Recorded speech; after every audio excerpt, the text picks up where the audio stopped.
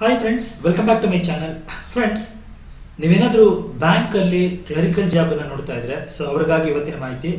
ವಿಡಿಯೋನ ಸ್ಕಿಪ್ ಮಾಡದೆ ಕೊನೆವರೆಗೂ ನೋಡಿ. ಕಂಪ್ಲೀಟ್ ಇನ್ಫಾರ್ಮೇಶನ್ ಅನ್ನ ಇವತ್ತಿನ ವಿಡಿಯೋದಲ್ಲಿ ತಿಳಿಸ್ತಾ ಇದ್ದೀನಿ. ಸ್ನೇಹಿತರೆ, ಸ್ಟೇಟ್ ಬ್ಯಾಂಕ್ ಆಫ್ ಇಂಡಿಯಾದಲ್ಲಿ ನೀವು ನೋಡಬಹುದು ಸುಮಾರು 1500 ಹುದ್ದೆಗಳಿಗೆ ಅರ್ಜಿಯನ್ನು ಕಾಲ್ ಮಾಡಿದ್ದಾರೆ ಸ್ನೇಹಿತರೆ. ಅದು ಪ್ರೊಬೇಷನರಿ ಆಫೀಸರ್ಸ್ ಅಂತೇಳಿ PO ಅಂತೇಳಿ ಕರಿತೀವಿ.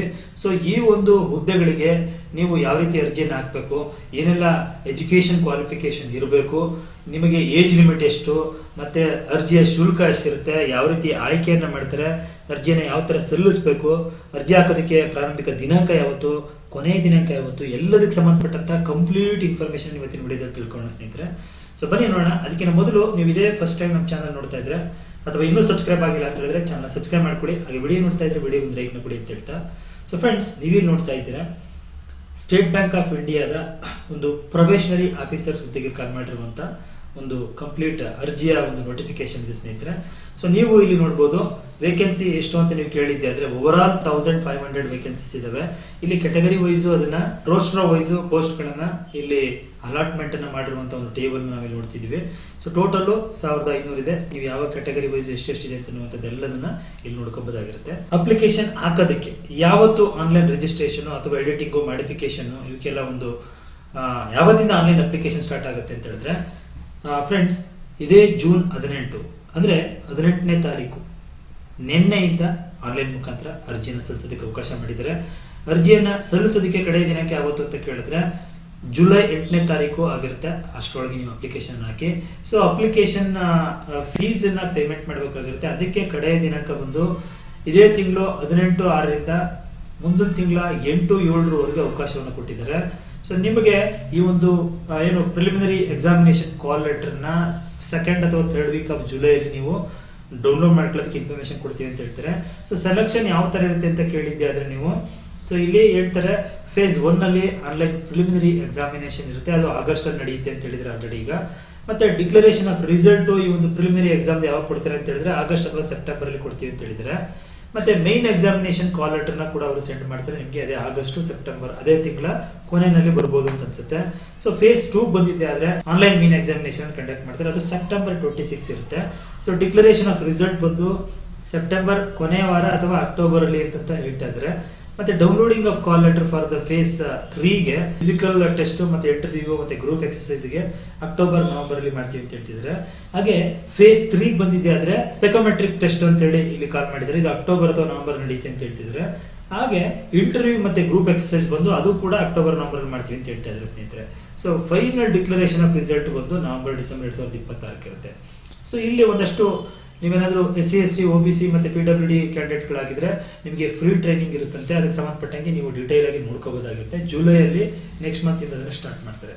ಸೊ ಇದಕ್ಕೆ ಅಪ್ಲೈ ಮಾಡೋದಕ್ಕೆ ಎಲಿಜಿಬಿಲಿಟಿ ಕ್ರೈಟೀರಿಯಾ ಏನು ಮತ್ತೆ ಏಜ್ ಲಿಮಿಟ್ ಎಷ್ಟು ಅಂತ ನೀವು ಕೇಳಿದ್ದೆ ಆದ್ರೆ ಇಲ್ಲಿ ಕೊಟ್ಟಿದ್ದಾರೆ. ಇಲ್ಲಿ 21 ವರ್ಷದ ಮೇಲ್ಪಟ್ಟವರು ಇದಕ್ಕೆ ಅಪ್ಲೈ ಮಾಡಬಹುದಾಗಿರುತ್ತೆ. ಸೊ 30 ಇಯರ್ಸ್ ಮ್ಯಾಕ್ಸಿಮಮ್ ಲಿಮಿಟ್ ಅಂತ ಹೇಳ್ತಾನೆ. ಇಲ್ಲಿ ಒಂದಷ್ಟು ಇಯರ್ ಗಳನ್ನ ಎಕ್ಸ್ಕ್ಯೂಸ್ ಕೊಟ್ಟಿದ್ದಾನೆ ಯಾರಿಗೆ ಅಂತ ಹೇಳಿ ನೀವು ಅದನ್ನು ನೋಡ್ಕೊಳ್ಳಿ ಫ್ರೆಂಡ್ಸ್. ಅಕಾಡೆಮಿಕ್ ಕ್ವಾಲಿಫಿಕೇಶನ್ ಏನು ಅಂತ ನೀವು ಕೇಳಿದ್ದೆ ಆದ್ರೆ so graduation in any discipline from recognised university ಅಂತ ಹೇಳ್ತಾರೆ. ಎನಿ ಡಿಗ್ರಿ ನೀವು ಒಂದು ರೆಕಗ್ನೈಸ್ಡ್ ಯೂನಿವರ್ಸಿಟಿಯಿಂದ ಪಡ್ಕೊಂಡಿರ್ಬೇಕಾಗಿರುತ್ತೆ.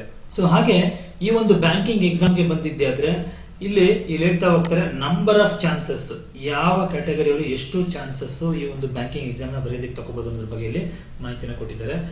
ಅನ್ರಿಸರ್ವ್ಡ್ EWS ಆದ್ರೆ 6 ಟೈಮು, ಮತ್ತೆ UR PWD EWS ಇವ್ರುಗಳೆಲ್ಲ 9 time, SC ST ಮತ್ತೆ SC PWBD ಮತ್ತೆ ST PWBD ಅವರಿಗೆ ನೋ ರೆಸ್ಟ್ರಿಕ್ಷನ್ಸ್ ಅಂತ ಹೇಳಿ ಕೊಟ್ಟಿದ್ದಾರೆ. ಅವ್ರು ಎಷ್ಟು ಸಲ ಬೇಕಾದ್ರೆ ತಗೋಬಹುದಾಗಿರುತ್ತೆ ಎಕ್ಸಾಮ್ ನ. ಅಪ್ಲಿಕೇಶನ್ ಫೀಸ್ ಎಷ್ಟು ಅಂತ ಕೇಳಿದೆ ಆದ್ರೆ 750 ರೂಪಾಯಿ. ಯಾರು ಅನ್ರಿಸರ್ವ್ಡ್ EWS OBC ಕ್ಯಾಂಡಿಡೇಟ್ ಗಳಿಗೆ ಇರುತ್ತೆ. ಸೊ SC ST ಮತ್ತೆ PWBD ಕ್ಯಾಂಡಿಡೇಟ್ಸ್ ಗಳಿಗೆ ಯಾವುದೇ ತರದ ಅಪ್ಲಿಕೇಶನ್ ಫೀಸ್ ಇರಲ್ಲ. ಸೊ ಪ್ರೀ ಎಕ್ಸಾಮಿನೇಷನ್ ಟ್ರೈನಿಂಗ್ ನೀವು ನಾನು ಆಗ್ಲೇ ಹೇಳ್ದಂಗೆ ಅದಕ್ಕೆ ಸಂಬಂಧಪಟ್ಟಂತೆ SC ST OBC ಮತ್ತೆ PWBD ಕ್ಯಾಂಡಿಡೇಟ್ ಗಳಿಗೆ ಈ ಒಂದು ಅವಕಾಶವನ್ನು ಕೊಟ್ಟಿರ್ತಾರೆ. ನೀವು ಆನ್ಲೈನ್ ಅಪ್ಲಿಕೇಶನ್ ನ ಈ ಒಂದು ಕೋಚಿಂಗ್ ಗೆ ಅಥವಾ ಪ್ರೀ ಎಕ್ಸಾಮಿನೇಷನ್ ಟ್ರೈನಿಂಗ್ ಗೆ ಅಪ್ಲೈ ಮಾಡಿಕೊಂಡು ಅದನ್ನ ನೀವು ಬಳಸ್ಕೋಬಹುದಾಗಿರುತ್ತೆ. ಸೊ ಸೆಲೆಕ್ಷನ್ ಪ್ರೊಸೀಜರ್ ಹೆಂಗೆ ಅಂತ ಕೇಳಿದ್ದೆ ಆದ್ರೆ ಸೊ ಇಲ್ಲಿ ಪ್ರಿಲಿಮಿನರಿ ನಾನು ಆಗ್ಲೇ ಹೇಳ್ದಂಗೆ ಫಸ್ಟ್ ಫೇಸು, ಸೆಕೆಂಡ್ ಫೇಸು ಅಂತ ಹೇಳಿ ಮತ್ತೆ 3rd ಫೇಸ್ ಅಂತ ಹೇಳಿ 3 ಫೇಸ್ ಅಲ್ಲಿ ಈ ಒಂದು ಏನು ಸೆಲೆಕ್ಷನ್ ಇರುತ್ತೆ.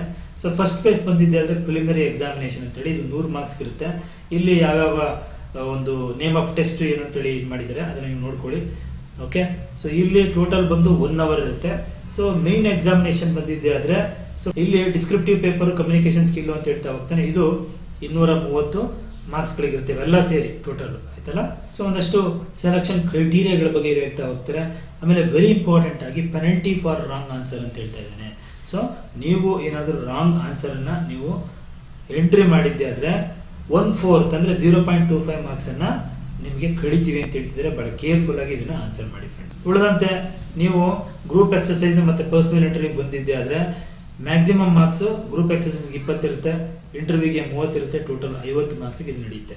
ಸೊ ಫೈನಲ್ ಸೆಲೆಕ್ಷನ್ ಯಾವ ತರ ಅಂತ ಹೇಳಿ ಇಲ್ಲಿ ಒಂದಷ್ಟು ಮೆನ್ಷನ್ ಮಾಡಿದ್ದಾರೆ. ಎಕ್ಸಾಮಿನೇಷನ್ ಸೆಂಟರ್ಗಳು ಎಲ್ಲೆಲ್ಲಿದೆ, ಮತ್ತೆ ಕಾಲ್ ಲೆಟರ್ ಫಾರ್ ಪ್ರಿಲಿಮಿನರಿ ಎಕ್ಸಾಮಿನೇಷನ್ ಏನು ಎತ್ತ, ಸೊ ಎಲ್ಲದಕ್ಕೂ ಸಂಬಂಧಪಟ್ಟಂತ ಕಂಪ್ಲೀಟ್ ಇನ್ಫಾರ್ಮೇಶನ್ ಅನ್ನ ಈ ನೋಟಿಫಿಕೇಶನ್ ಅಲ್ಲಿ ಸ್ನೇಹಿತರೆ ಕೊಟ್ಟಿದ್ದಾರೆ. ಸೊ ನೀವು ನಾನು ವಿಡಿಯೋ ಲೆಂತಿ ಆಗುತ್ತೆ ಅನ್ನೋ ಕಾರಣಕ್ಕೆ ಎಲ್ಲವನ್ನೂ ಹೇಳಕ್ ಹೋಗ್ತಾ ಇಲ್ಲ, ಇಲ್ಲೊಂದಷ್ಟು ಇಂಪಾರ್ಟೆಂಟ್ ಇನ್ಸ್ಟ್ರಕ್ಷನ್ ಕೂಡ ಕೊಟ್ಟಿದ್ದಾರೆ.